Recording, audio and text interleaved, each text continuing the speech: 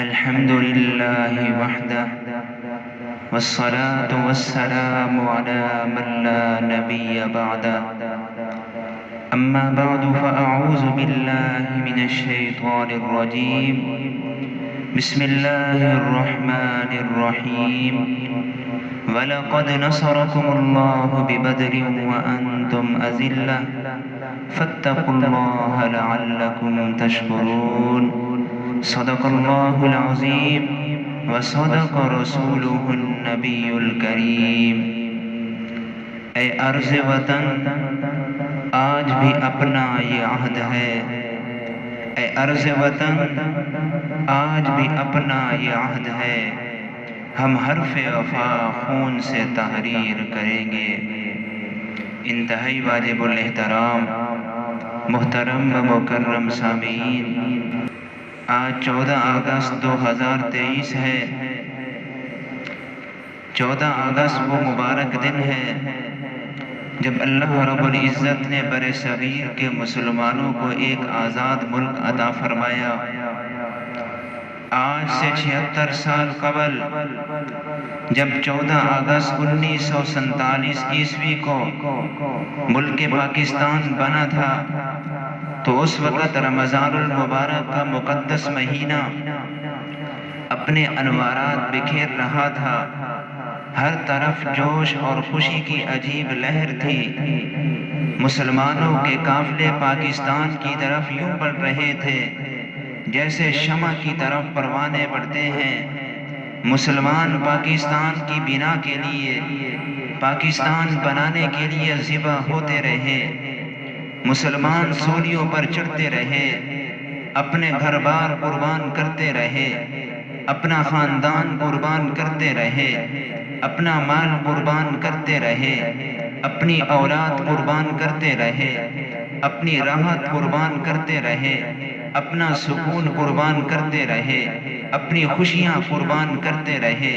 ذبح ہوتے رہے، کٹتے رہے، مٹتے رہے، لٹتے رہے، مگر پاکستان سے ان کی محبت کا یہ عالم تھا.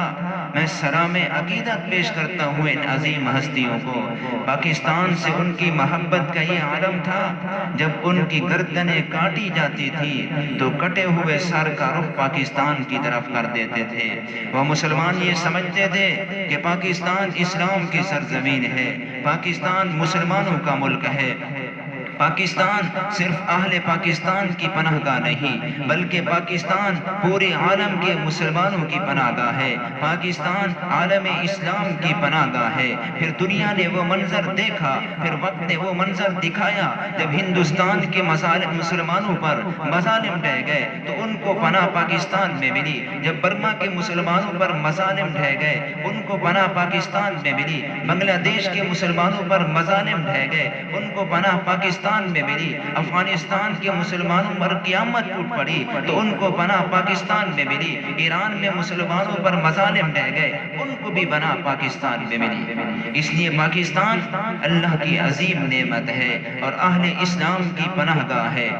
آج سوشل میڈیا کے توسط سے میں عالم کفر کو یہ پیغام دینا چاہتا ہوں کہ اہل پاکستان، اہل اسلام امن چاہتے ہیں مگر ایمان کے ساتھ. اہل اسلام، اہل پاکستان سلامتی چاہتے ہیں مگر اسلام کے ساتھ. ہم اخلاق کے علم بردار ہیں مگر عزت کی تلوار کے ساتھ. ہم انسانی خون کا احترام کرتے ہیں مگر مساوات اور وقار کے ساتھ. ہم نے اللہ اور اس کے رسول کی غلامی اختیار کی ہے. اب اس کے بعد دنیا کا کوئی کافر، دنیا کا کوئی فرعون، دنیا کا کوئی دجال، دنیا کا کوئی کذاب ہمیں اپنا غلام نہیں بنا سکتا. ہم آزاد تھے، ہم آزاد ہیں اور ہم آزاد رہیں گے.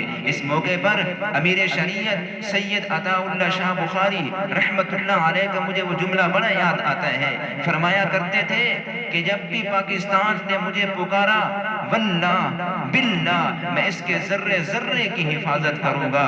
میں قول کا نہیں عمل کا آدمی ہوں. پاکستان کی طرف کسی نے آنکھ اٹھائی تو اس کی آنکھ پھوڑ دی جائے گی، پاکستان کی طرف کسی نے ہاتھ اٹھایا تو وہ ہاتھ کاٹ دیا جائے گا۔ وطن اور اس کی عزت کے مقابلے میں نہ اپنی جان عزیز سمجھتا ہوں نہ اپنی اولاد عزیز سمجھتا ہوں۔ آخر میں اتنا کہوں گا، اس چمن کو کبھی صحرا نہیں ہونے دوں گا، اس چمن کو کبھی صحرا نہیں ہونے دوں گا، مر مٹوں گا مگر ایسا نہیں ہونے دوں گا، جب تلک بھی میری پلکوں پہ دیے روشن ہیں، اپنی نگری میں اندھیرا نہیں ہونے دوں گا۔ دفن ہو جائے گا خود رات کی تاریکی میں، دفن ہو جائے گا خود رات کی تاریکی میں، جو یہ کہتا ہے سویرا نہیں ہونے دوں گا۔ وما علینا الا البلاغ